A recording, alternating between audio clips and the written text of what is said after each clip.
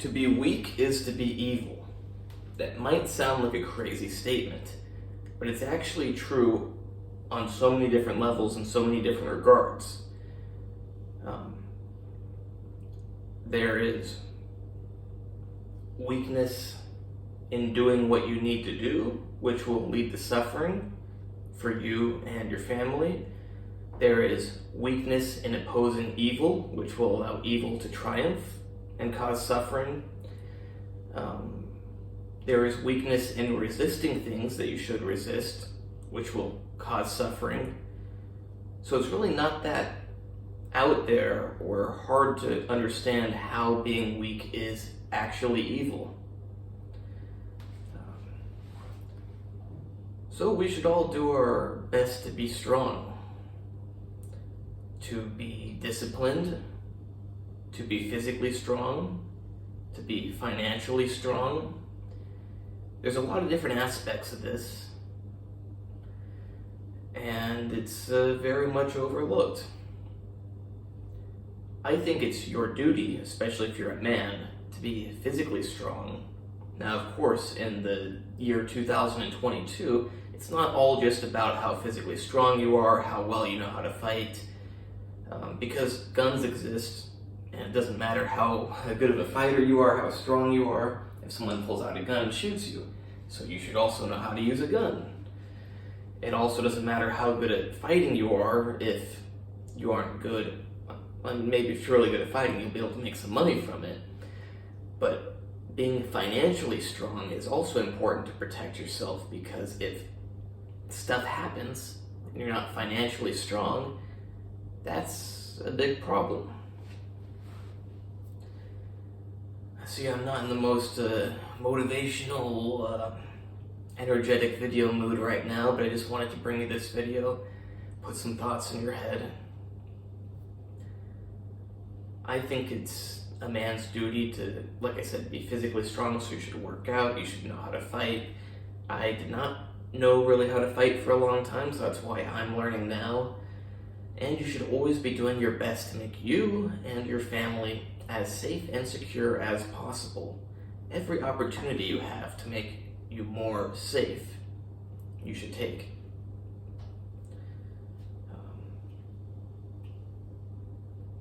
Also, weakness has become glorified. Nowadays, somehow people got this idea that it's good to be weak. Yeah, you ask someone, is it okay to kill people? They'll say, no. And you go, what about terrorists? No, we can't kill them. That would make us just like them. So let me get this straight. There are terrorists who will kill innocent people, but we should not kill them because that would be wrong, even though that would be saving the innocent people. Now, I don't care about your views on the terrorists and the innocent people. Let's assume an ideal situation where it's completely innocent people and completely just piece of shit terrorists. Yeah, it's not that complicated to realize it's actually a good thing to kill the terrorists. And then some people, they get this twisted morality from religion that's misinterpreted. They go, but God says not to hurt people, or Jesus says not to hurt people. So does Jesus say to let someone torture someone else to death for no reason? Does Jesus say to let someone rape a bunch of people? No, he doesn't actually. And if you think he does, someone probably misrepresented what he says, because God and Jesus would never say, let evil go unpunished. It's moronic. It's your duty to stand up to evil. If you consider yourself a good person, you need to be capable of standing up to evil, and you need to stand up to evil. It's when people become weak and nice. That's the popular thing nowadays. I want to be nice. I don't want to be mean. Oh yeah, I wouldn't want to be mean to that person because it might hurt their feelings. Like, it's just how they are. They just like having sex with little kids. It's not their fault.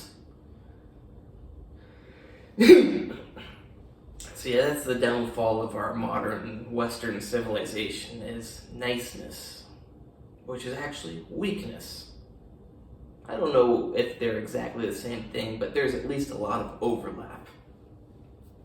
And being nice has become the most valued thing in our Western society for some reason.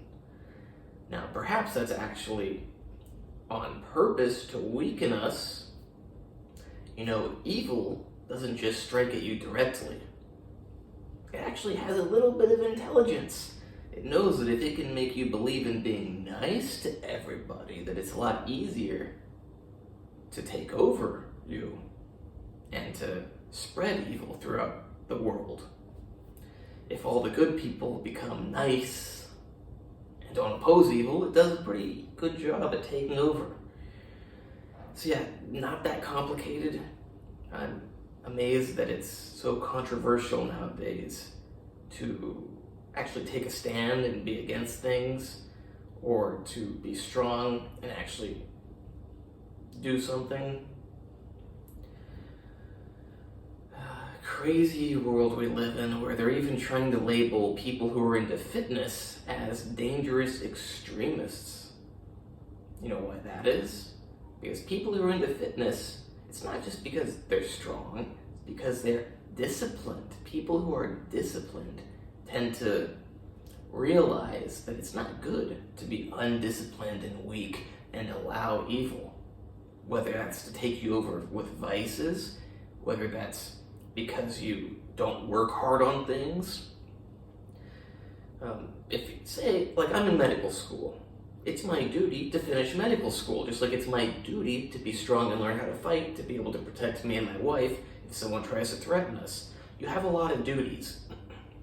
And the thing they all have in common is, if you're weak, you will fail at your duty and bring suffering onto yourself and people you care about.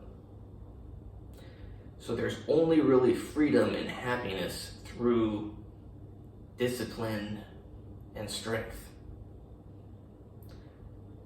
It's harder to control people when they're weak and undisciplined. And people like control. I don't know if there's anything else to say, but give me a moment, I'll think.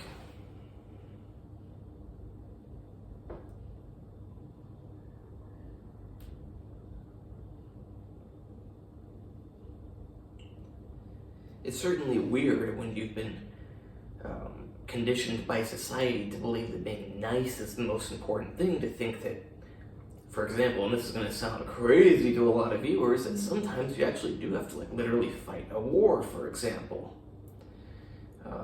Now, not necessarily what your country's telling you should fight a war for. That could be absolute insanity. And I'm not saying war is good, but just because you don't want to do something doesn't mean it's right not to do it. If you know that you need to do something, it doesn't matter whether you want to do it or not, you just need to do it. And if that includes killing evil people, you gotta kill evil people. I'm not inciting violence. One of my Instagram comments recently got deleted off Instagram because it was inciting violence, but of course, Ukrainians are allowed to, like, literally incite violence against Russians and post videos throwing Molotov cocktails at people and promoting killing them, and they don't get their videos removed. But if I comment that one time I said I would shoot somebody who's trying to kill me, comment gets removed for inciting violence. Yeah, weird how the world works, but that's not the point of this video. And I'm not saying Ukrainian people are good, I'm not saying they're bad, I'm not saying anything about that. I'm just saying that you have to be strong and do things that seem mean because they're actually the right thing to do. God wouldn't care about how nice or not it seems. He cares about what's right and what's wrong.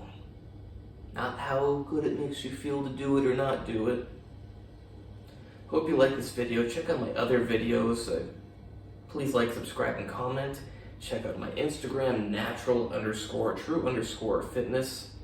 Check out my website, andrewhutchings.org, where you can hire me for consultations on training on diet, supplements, special supplements. I don't take them. I have an Instagram, natural_true_fitness. I'm currently a natural bodybuilder. I'm not saying that I'm going to stay a natural bodybuilder, but currently I am. It's not a natural federation that's here, so I have a lot less incentive to stay natural, but who knows, maybe if I go back to the United States and there's natural competitions, I'll want to compete in them, so it is a hard decision. I'm not against anabolic steroids when used responsibly and healthily, well, as healthy as you can use them.